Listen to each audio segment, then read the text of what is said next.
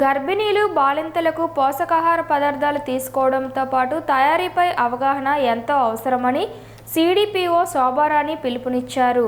పోషకాహార మహోత్సవాల్లో భాగంగా గురువారం స్థానిక జడ్పీ కాలనీ, దమ్మల వీధి అంగన్వాడీ సెంటర్లలో గర్భిణీలకు బాలింతలకు అవగాహన కార్యక్రమాన్ని నిర్వహించారు. గర్భిణీలు బాలింతలకు తక్కువ ఖర్చుతో ఆకుకూరలు, బాలామృతం, రాగిపిండి, జొన్నపిండి తదితర పోషకాహార పదార్థాలు తయారు చేయడంపై అంగన్వాడీ కార్యకర్తలు అవగాహన కల్పించారు. బాలింతలు, గర్భిణీలు పోషకాహారం తీసుకోవడంతో సంపూర్ణ ఆరోగ్యంగా ఉంటారని వారు వివరించారు.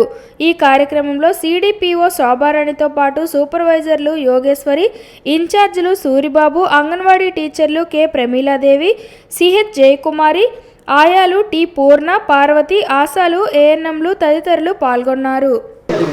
ఈ పోషకాహార వారోత్సవాల సందర్భంగా ఈరోజు కార్యక్రమం ఎంఎస్జీలోనూ జడ్పీ కాలనీకి దమ్మల విజిట్కి సంబంధించిన లబ్ధిదారులందరినీ పిలవడం జరిగిందండి.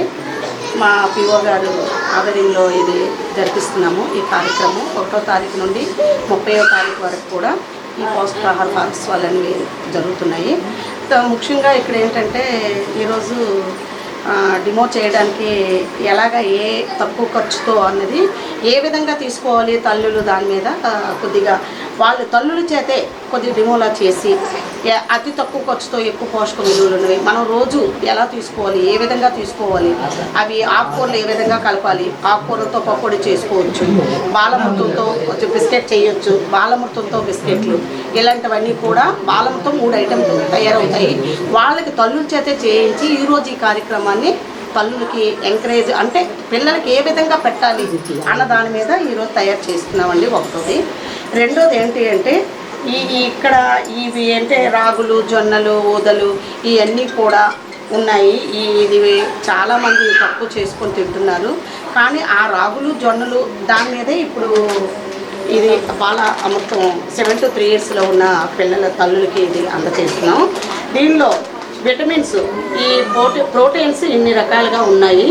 ఈ ప్రోటీన్స్ ఇన్ని రకాలుగా ఉన్నాయి కాబట్టి తల్లులకి ఏం చెప్తున్నామంటే ఇది రోజుకు 3 సార్లు 3 times పిల్లలకి మీకు అంటే 2.5 మిల్క్ ఇస్తాం నెలకి 7 to 3 years వాళ్ళకి. అందులో రోజుకు 3 times వీళ్ళకి కలిపేసి లిక్విడ్ రూపంగా పెట్టొచ్చు, బిస్కెట్ రూపంగా పెట్టొచ్చు, లడ్డు రూపంగా పెట్టొచ్చు అనే విధంగా చెప్తున్నాము. దీని గురించి చాలా వరకు కూడా తల్లులకి వివరించడం జరుగుతుంది. తర్వాత ఏమో ఈ పిల్లలకి ఈ విధంగా బిస్కెట్స్ ఈ విధంగా బిస్కెట్లు పాలకాయల రూపంగా చేసుకోవచ్చు. నుంచి వస్తున్నాము. వాళ్ళు ఏంటంటే మనకి రాష్ట్ర పోషణ మా అని చెప్పేసి మనం ఒక ఫ్యూ ఇయర్స్ నుంచి సెలబ్రేట్ చేసుకుంటా ఉన్నాము. మిల్లెట్స్, చిరుధాన్యాలు, సిరుధాన్యాలు వాటి ఉపయోగాలు ఏంటి, అవి కాకుండా వాటిని ఎలా ఉపయోగించుకుంటే మనకి పోషణ వస్తుంది. సో ఇవి మనం చూసుకుంటే కనుక రాగులు, జొన్నలు, కొర్రలు ఇవన్నీ వీటిలో వస్తాయి. ఈ పోషకాలు ఏంటంటే మనం డైలీ తినే వాటిలో ఇప్పుడు లేవు. ఒకప్పుడు మన నాన్నమ్మలు, తాతగారులు ఆ టైంలో తిన్నప్పుడు వాళ్ళు 100 ఏళ్ళు 120 ఏళ్ళు బతికారంటే దానికి కారణం ఇలాంటి ఫుడ్ తీసుకోవడం వల్ల.